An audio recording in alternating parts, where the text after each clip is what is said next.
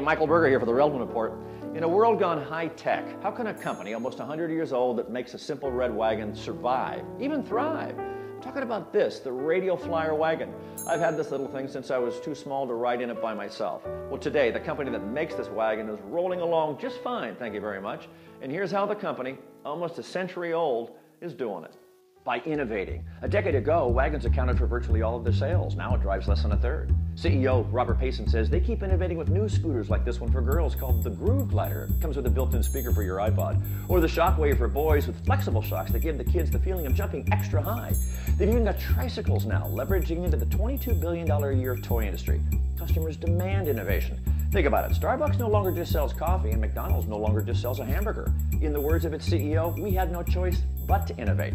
It's paid off. Radial Flyer sales have doubled to almost 90 million over the past 8 years. With its 100th anniversary just around the corner, CEO Payson is asked what the company might be making 100 years from now. He smiles and says, one thing I know for sure, we'll still be making wagons.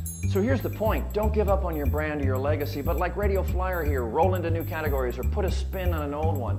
Maybe leverage into that nostalgia or the loyalty that your company's earned throughout the years. Oh, and finally, as someone who's got 20, okay, 30 in his rearview mirror, come on, things do get better with age, right? I'm Michael Berger for the Relevant Report.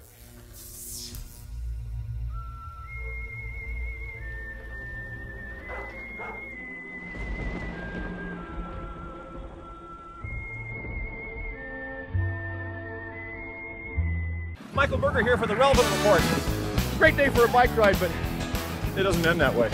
All right, so here's my sad story. I hit a bump. My earpiece flies out of my ear and gets caught into my spinning spoke. It tosses me over the handlebar, but it also throws the phone out of its holster, face down where it skids 50 feet on the glass.